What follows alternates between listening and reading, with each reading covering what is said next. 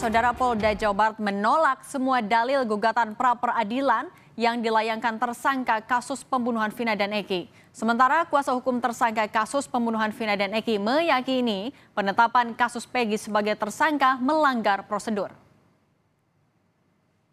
Dalam jawabannya, tim hukum Polda Jawa Barat menyebut penetapan Peggy sebagai tersangka sesuai prosedur dan sah secara hukum. Polda Jawa Barat meminta hakim untuk menolak permohonan pra-peradilan seluruhnya. Tim hukum Polda Jabar ungkap hasil pencocokan wajah dan sidik jari Peggy dengan tersangka pembunuhan Vina di atas 90% identik.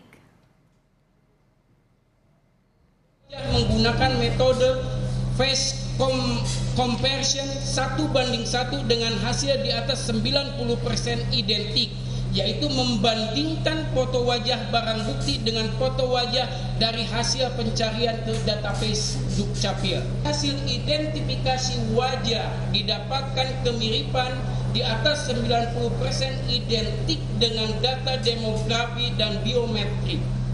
Perbandingan 12 titik persamaan sidik jari sesuai antara sidik jari dari AK23 dan dari database KTP elektronik Dukcapil. Sementara kuasa hukum Peggy Setiawan menegaskan proses penetapan tersangka Peggy Setiawan tidak sesuai prosedur. Dalam sidang pra-peradilan hari ini, kuasa hukum Peggy Setiawan mempertanyakan prosedur gelar perkara yang dilakukan polisi. Karena polisi diduga tidak pernah melakukan pemeriksaan sebagai tersangka. Bahkan sejak ditetapkan sebagai DPO hingga ditangkap polisi, Peggy tidak pernah diperiksa sebagai saksi kasus pembunuhan Vina dan Eki. Peradilan perkara Akut tidak sah karena tidak didukung oleh dua alat bukti yang cukup dan cara mendapatkan alat bukti tersebut unprocedural. Rangkaian dalil yang disampaikan termohon bertentangan dengan fakta yang sebenarnya, di mana pemohon pada awalnya tidak pernah diperiksa sebagai tersangka, kemudian dijadikan masuk dalam DPO dan dipaksakan menjadi tersangka. Padahal tidak pernah ada bukti maupun petunjuk yang mengarah kepada pemohon sebagai pelaku tindak pidana sebagaimana dituduhkan dalam perkara AKO. Ibu Peggy Setiawan, Kartini, yang hadir menyaksikan sidang pra-peradilan Peggy hari ini, tetap optimistis Peggy menang dan bisa dibebaskan sebagai tersangka kasus pembunuhan Vina.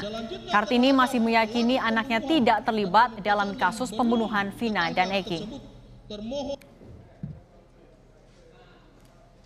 Saya sebagai seorang ibu, semoga Peggy cepat bebas. Amin. Amin. Ya. Amin. Bu, katanya bisa diikutin sidang dengan hati. Ya, saya mah ya optimis aja, optimis supaya Peggy bebas.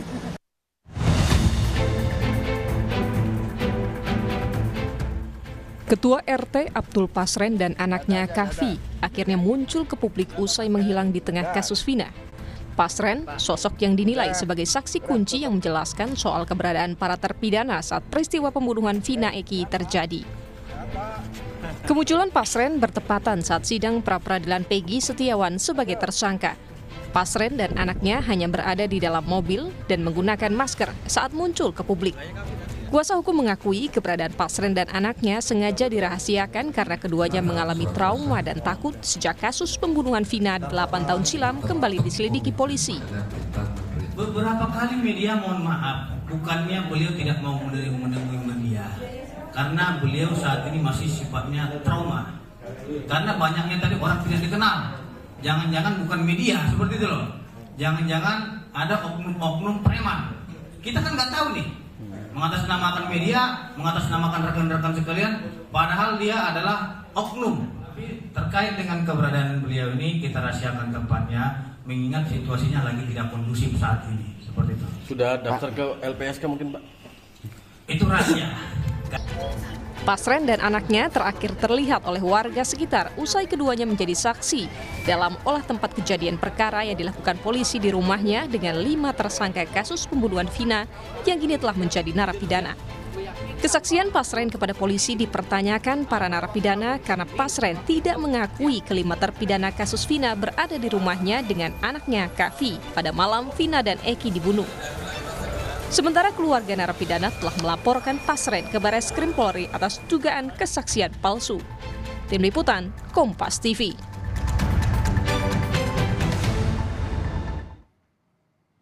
Terlebih lagi Saudara, hari ini Polda Jabar menolak semua dalil gugatan pra-peradilan Peggy Setiawan. Polda Jabar meyakini penetapan Peggy sebagai tersangka dengan bukti yang cukup. Salah satunya hasil identifikasi wajah dan sidik jari Peggy. Sementara kuasa hukum yakin penetapan Peggy tidak sesuai prosedur karena salah satunya Peggy tidak pernah diperiksa sebagai tersangka hingga dilakukan penangkapan polisi.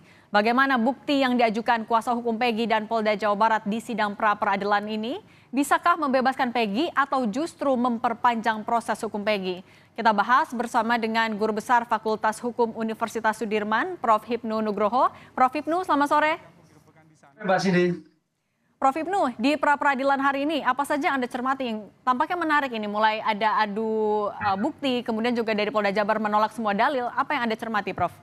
Ya, jadi dalam hal jawaban Polda Jawa Barat kita apresiasi karena pendekatan saintifik.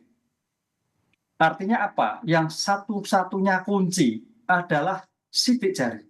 Tadi dinyatakan sidik jari adalah identik. Sidik jari atau dengan ilmu daktiloskopi, ini tingkat hasil penelitian itu 2 juta orang baru mungkin sama, Mas. Jadi kalau itu memang sama, ada identifikasi, berarti akurat yang sekarang ini dilakukan penangkapan. Itu satu. Kemudian identifikasi yang lain adalah foto. Kalau foto sih mungkin agak bisa samar-samar lah. Foto kan bisa diedit dan sebagainya. Kalau nilai juga agak sulit. Nilai itu juga bisa berubah. Kemudian kalau kaitannya buku-buku yang lain juga cuma. Tapi yang sangat menentukan adalah daktiloskopi, sidik jari. Karena dalam ilmu pengungkapan perkara, sidik jari dan DNA itu 2 jenis pengungkapan yang tidak terbantahkan. DNA terkaitan darah, sidik jari tentang jaringan, apakah bentuknya luka, ataukah bundaran, ataukah saringan. Ini sebagai bentuk kajian yang untuk menentukan, makanya kalau ada kasus-kasus besar, biasanya dikuliti, Pak. Atau kasus-kasus yang menggunakan sarung tangan, karena jangan sampai teridentifikasi. Begitu sidik jari ditemukan, ya berarti otomatis dugaan besar adalah pelakunya apa yang tertulis dalam sidik jari tersebut. Itu yang pertama, tentang identifikasi. Nah, sekarang adalah geser pada prediksi bagaimana memperoleh bukti. Nah, memperoleh bukti ini perdebatannya panjang. Karena dalam situasi perbedaan kemarin, ada yang belum diperiksa, ada yang periksa, bagaimana perizinnya. Nah, itulah saya kira, kalau sudah sidik jari firm menurut saya, teman-teman penasihat hukum tinggal menguji pada cara memperoleh. Karena dalam pra-peradilan itu adalah menguji formil. Cara memperoleh bukti, memperlakukan hak tersangka sebagai bentuk eksaminasi OJAK terhadap identifikasi. Clear kalau menurut saya berdasarkan daktiloskopi yang bersangkutan di dalam pengungkapan hari ini. Oke, Prof. Tapi ada 3 kejanggalan yang disampaikan oleh kuasa hukum. Satu yang tidak sesuai dengan ciri-ciri DPO, nggak pernah dipanggil, padahal ini kasusnya sudah 8 tahun. Kemudian juga tidak ada pemeriksaan awal. Kalau Anda melihatnya, apakah kejanggalan-kejanggalan yang disampaikan kuasa hukum juga sebenarnya sama kuatkahnya untuk... Ya, betul, Mbak Sandi. Kalau terkait mekanisme memperoleh, itu baru. Itu ada 2. Makanya di dalam kasus PG itu ada 2 pendekatan. Pendekatan tentang subjek sudah dijawab.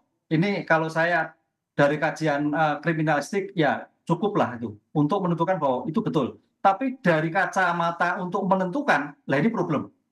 Itulah yang saya kira nanti teman-teman penasihat hukum bisa mengelaborasi apakah Polda Jawa Barat dalam rangka menentukan bukti si Peggy Setiawan itu melakukan dengan betul-betul dengan cermat, memperlakukan dengan syarat objektif subjektif, syarat formal dan material, termasuk misalkan bagaimana penggeledahannya, bagaimana penyidikannya, bagaimana penentuan tersangkanya.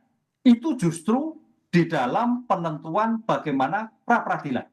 Tapi masalah identifikasi adalah sebelum bukan pra-peradilan, tapi menjadi ujung pokok. Karena jangan sampai terjadi suatu kesalahan.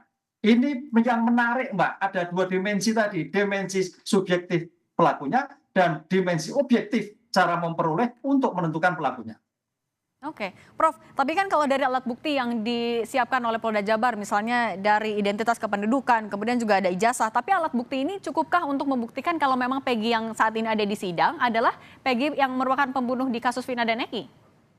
Kalau data kependudukan saya kurang yakin.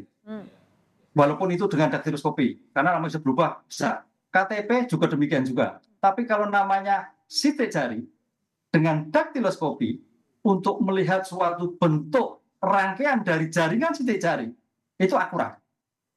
Tidak terbantahkan. Dari semua kasus penghilangan jejak, Mbak, begitu ditemukan sidik jari, gampang menentukan. Karena tadi saya katakan, pengungkapan dengan sidik jari itu merupakan sebuah optimal. Yang kedua adalah DNA. Itu sidik jari. Makanya pendekatan yang kedua tergantung bagaimana cara memperoleh ini.